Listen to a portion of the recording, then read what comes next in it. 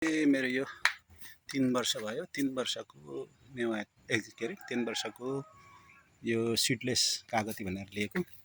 यस्तो चाहिँ राम्रै फलेको छ, लटरमै फलेको छ र 3 वर्ष मैले आफैले यसलाई कटिङ गरेर बनाएको छु र यसलाई सायद मलाई लाग्छ राम्रै फल्ने रहेछ। अब यसैको खेती गर्ने विचार चाहिँ गरेको छु। राम्रो फलेको छ, यस्तो लट्टै फल्दो रहेछ। यसरी चाहिँ हेर्नुहोस् त, यसरी मैले चाहिँ यसलाई कटिङ गरेर बनाएको राम्रै लाग्यो। ठिकै छ, यो पनि राम्रो फलिरहेको छ। यहाँ माथि चाहिँ एभोकाडोहरू छ। यसरी एभोकाडो राम्रो फलेको छ। यहाँ यसरी फलेको छ। यसरी यहाँ माथि एभोकाडो पनि फलेको छ। यो चाहिँ ठुलो दुईटा राख्दाखेरि 1 केजी पुग्छ। त्यसै गरी यहाँ केराहरू फलेको छ। यो जहाजी केराहरू यसरी राखेको छु। अनि यहाँ लट्टे छ, लट्टेहरूको बिउ निकाल्नै बाँकी छ। यसरी उतातिर बेसार, यो मेरो करेसाबारी।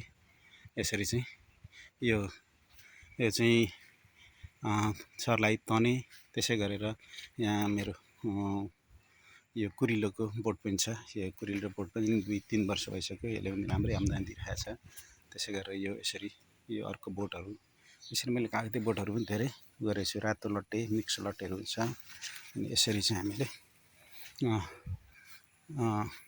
यसरी चाहिँ यो अहिले तने बढी, सर्लाही तने र मिटर बढी भनेर त्यसको पनि हामीले चाहिँ खेती बेसार खेती पनि गरेको छ।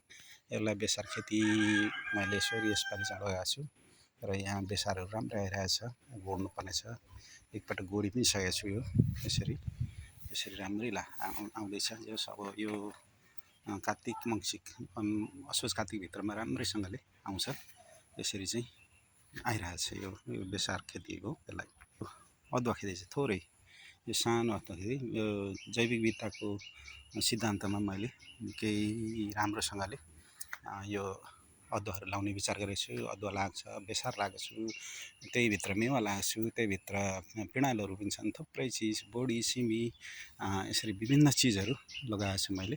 र यसरी बोडीहरू नफल्न लागेको छ। तर यो बोडीको फुल चाहिँ यो जुरेली चराले अति नै मन पराउने हुनाले यसले चाहिँ खाइदिँदो रहेछ। यो खाएर चाहिँ त्यति राम्रो बोडी फल्न सकेको छैन। यसरी चाहिँ फल्दैछ, फल्न चाहिँ। अब यहाँ चाहिँ मैले कुरिलो रोप्नलाई ठिक पारेको छु र यसमा कुरिलो चाहिँ लाउने विचार गरेको छु। लगभग यताउति सबै गरिवरी 100 झाङ कुरिलो चाहिँ अड्छ कि भन्ने मैले सोच राखेको छु। सायद अड्छ होला, राम्रै छ। यसरी चाहिँ यो यतातिर मेरो लिचीको बोट छ भने केराको बोट छ, त्यस्तै यसो गरेर आँपको बोट छ। त्यहाँ अङ्गुरहरू पनि लगाएको छु। यसरी नै यतातिर सबै यसरी लगाएर राखेको छु अहिलेसम्म। अनि के राम्रै सँगले आम्दानीहरू भइरहेछ भनौँ।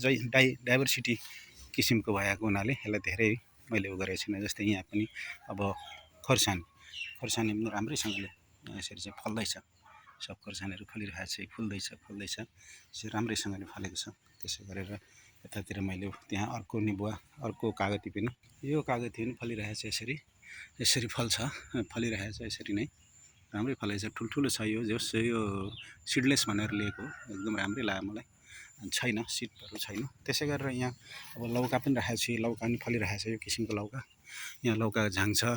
यसरी चाहिँ योभन्दा पहिले तिते करेला थियो, तिते करेला पनि गरेको छु। अब त्यही गरेर यसरी लौका, बोडी, तिते करेला सबै चिज मिलाएर अनि यसरी यो मेरो करेसाबारी भनौँ अथवा होम गार्डनमा चाहिँ मैले राखेको छु। यसरी सायद हेरौँ अब अलिक फलेपछि राम्रो हुनसक्छ भन्ने मैले आश लिएको छु।